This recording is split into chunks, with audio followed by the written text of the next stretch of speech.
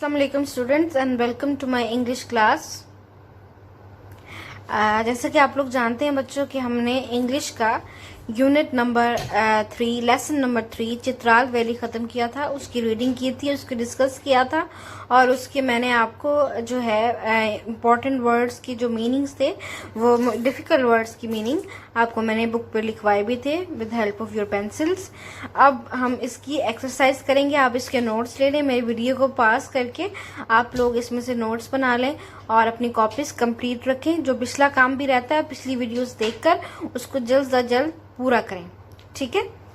चलें, सबसे पहले क्वेश्चन ये है कि वर्ड्स मीनिंग्स है, ठीक है।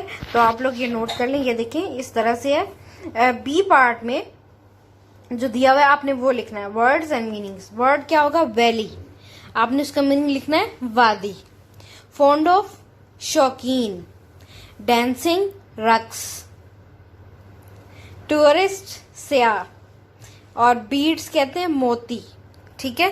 तो ये आपने थोड़े से वर्ड्स मीनिंग लिखने हैं। इस चैप्टर के एंड पे भी थोड़े वर्ड्स मीनिंग दिए हैं, उसमें से भी हम वर्ड्स मीनिंग इसमें ऐड कर देंगे। फिलहाल आप ये 5 वर्ड्स मीनिंग अपनी कॉपीज में लिखें और इसको प्रिपेयर करें, ठीक है। आगे आ जाता है answer the following questions. Question answer है, आप इन क्वेश्चंस के आंसर नोट डाउन कर लें और अगर आपको कोई क्वेश्चन समझ में नहीं आ रहा तो उसका उर्दू में भी मीनिंग लिखा हुआ है सामने, आप लोग पढ़ लें और इसको समझ लें। मैं आपको सारा चैप्टर ऑलरेडी समझा चुकी हूँ तो उसके हिसाब से आप इसके आंसर्स दे सकते हैं और समझ सकते हैं। Where is Chitral valley situated? The Chitral valley situated in the north of Pakistan. Question number 2, what is the headdress of Kalash woman? The Kalash women wear a large headdress decorated with different buttons, shells and beads. इसका answer आप इस तरह लिखेंगे, उतार लें, इस video को पास करके आप इसको अपनी कॉपीज पे लिख लें। Question number 3 is, what is the main attraction for tourists in Chitral Valley? The main attraction for tourists in Chitral Valley is the people of Kalash, their friendly nature and their performance of dancing in their festivals। ये पूरा आप इसका answer लिखेंगे, ठीक है। अगर आप कहीं से समझ नहीं आ रहा, कोई वर्ड मुश्किल लग रहा है इंग्लिश में, तो आप इसकी उर्दू भी नीचे पढ़ लें, दी हुई है ये।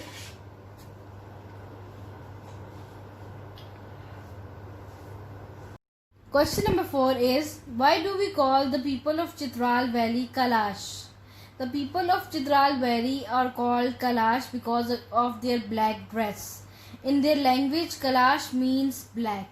ये लिख लें इसका आंसर, और कोई डिफिकल्ट वर्ड लगता है तो इसकी उर्दू भी बीच में पढ़ लें।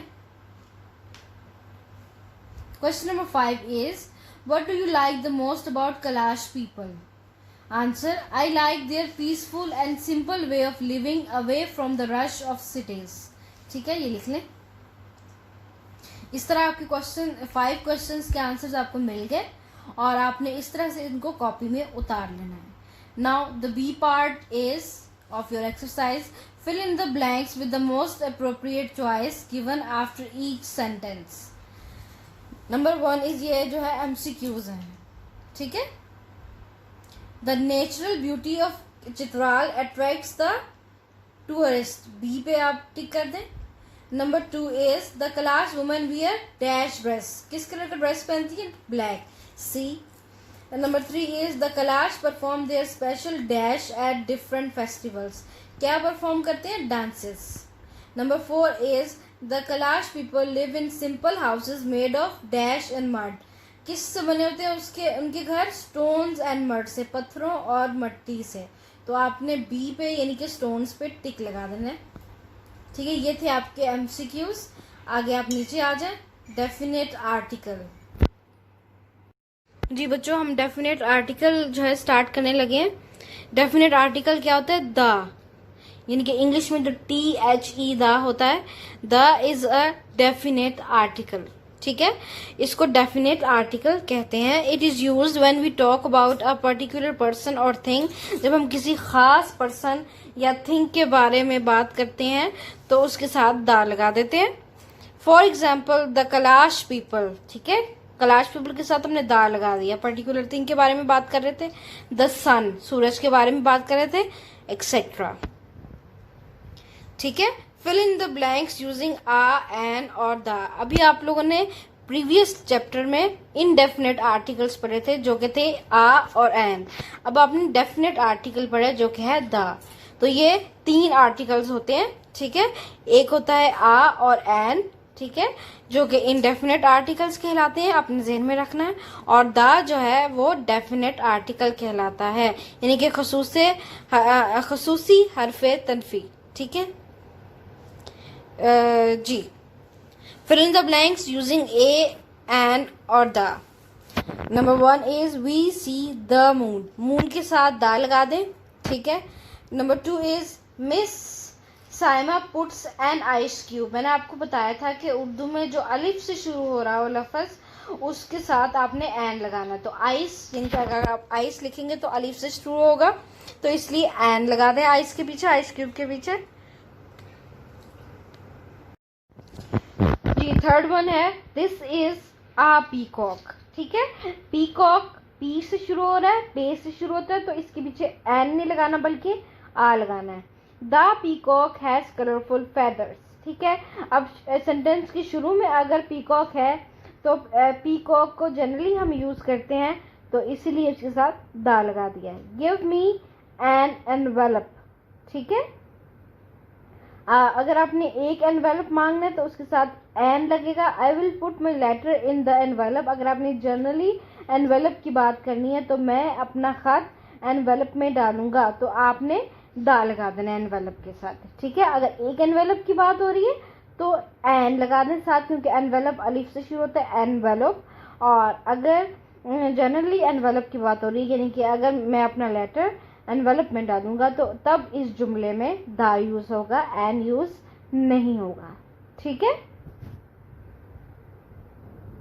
Number 5 is Zubair bought a new motorcycle, ठीक है। मोटरसाइकिल एम से शुरू हो रहा है तो इसके पीछे आप आ लगाएंगे, ठीक है। और जनरली मोटरसाइकिल की बात हो रही है कि motorcycle generally red in colour होती हैं, तो फिर इसके पीछे दा लगाएंगे। सेंटेंस का मीनिंग देखकर आप लोगों ने उसके साथ दा या आ या एन लगाना होता है, ठीक है। ये इसके सोल्यूशन हो गया। डेफिनेट आर्टिकल के बारे में, दा के बारे में पढ़ा, और साथ हमने इनडेफिनेट आर्टिकल्स यानी कि आ और एन भी यूज किए। अब आ जाता है पंक्चुएशन, यानी कि रमूज और काफ। All words that are parts of greeting are usually capitalized, ठीक है। वो तमाम अल्फाज जो सलाम और अदब का हिस्सा होते हैं अमूमन बड़े हरूफ से लिखे जाते हैं, ठीक है। अब आपने क्या करना है कि कैपिटलाइज करना है जो है इस पैराग्राफ के पहले को, ठीक है। आपने ये याद रखना है कि एक सेंटेंस के जो पहला वर्ड होता है उसका फर्स्ट अल्फाबेट कैपिटल आता है, ठीक है। फुल स्टॉप के बाद जो आपने सेंटेंस स्टार्ट करना है उसका फर्स्ट जो है अल्फाबेट होगा वो कैपिटल होगा। और आपने जहां भी आई यानी कि मैं यूज करना है उसके वो भी हमेशा आई जो अल्फाबेट होगा वो बड़ा आएगा, कैपिटल आएगा, ठीक है। तो इस तरह आपने capitalize and punctuate the following paragraph कर देना है, ठीक है। इस तरह से आपने इस पैराग्राफ को रीराइट करना है। ये देखें, ये इस तरह पैराग्राफ दिया हुआ है, आपने इसको रीराइट करना है। देखिए, इट का आई बड़ा डाल दिए, ठीक है।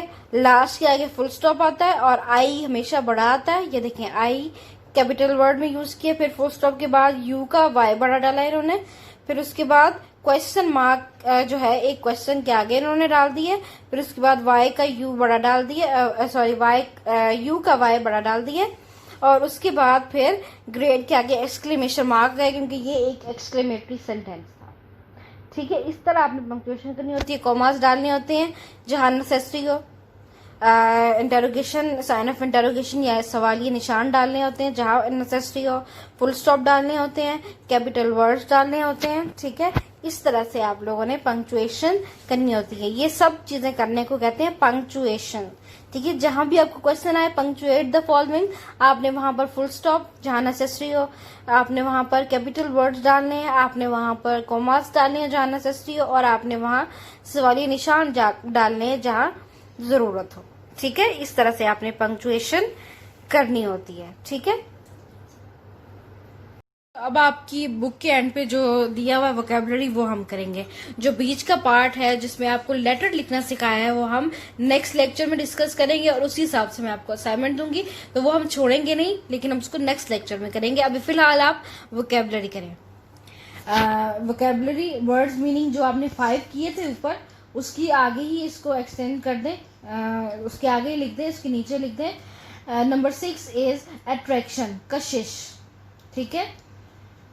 उसके बाद लिखें बीट्स, बीट्स हमने लिख चुके हैं। चार्मिंग यानी कि दिलकश। डेकोरेटेड यानी कि आरास्ता या सजाया हुआ। एनचैंट यानी कि मशहूर करना, जादू करना। फेस्टिवल त्योहार। परफॉर्मेंस कारकर्दगी। थिकली पॉपुलेटेड गुंजान आबाद यानी कि जहां पे बहुत आबादी हो। टूरिस्ट सयाह। वेकेशन छुट्टियां, ठीक है। इस तरह से आपके जो है टोटल 6, 7, 8, 9, 10, 11, 12, 13, 14 वर्ड मीनिंग्स बन गए। आप लोग इनको नोट डाउन करने अपनी कॉपीज में एंड कंप्लीट योर वर्क, ठीक है। इस तरह से ये वर्ड मीनिंग बन गए, आप लोग इसको कंप्लीट करें। उसके बाद आपके आ जाते हैं MCQs। The Chitral valley situated in the north of Pakistan, C पे टिक कर दें। The Fatima spend dash in Chitral valley. 1 week, 2 weeks, half month, full month. 1 month उसने गुजारा था ना, जैसे चैप्टर में पढ़ा था, तो आप फुल मंथ पे टिक कर दें, D। Third is the word Kailash means, जैसे कि आप जानते हैं कि कैलाश का मतलब होता है ब्लैक, B पे टिक कर दें। Number 4 is the people of Kailash called Kailash because of their colour of their dress, ठीक है। उनके लिबास के रंग की वजह से उन्हें कैलाश कहा जाता है, सी पे टिक कर दें। Fatima has written his letter to, Fatima ने ये लेटर किसको लिखा था भला? लेटर के एंड पे नाम लिखा हुआ था, निम्रा, सी पे टिक कर दें अपने दोस्त को। The Kalash women are expert in, Kalash women किस चीज में एक्सपर्ट है? स्पिनिंग एंड वीविंग, ठीक है। इनकी कढ़ाई बुनाई में वो बहुत ज्यादा माहिर हैं, तो आप ए पे टिक कर दें। ये थे आपके MCQs। फिर आपकी वोकेबलरी भी आप लोगों ने पूरी कर लेनी है, ठीक है। मतलब आप वर्ड्स मीनिंग भी उस तरह लिख लेंगे, क्वेश्चन के आंसर्स भी लिख लेंगे, और फिल इन द ब्लैंक्स जो डेफिनेट आर्टिकल हमने पढ़ा है उसको भी अपनी कॉपीज में कर लेंगे। जो बीच का हिस्सा है जिसमें आपको लेटर लिखना सिखाया है, लेटर की डिफरेंट पार्ट सिखाया है, वो हम इंशाल्लाह नेक्स्ट लेक्चर में करेंगे, और आपको मैं असाइनमेंट भी उसी लेक्चर में दूंगी। So take care till the next time and complete your work. अल्लाह हाफिज।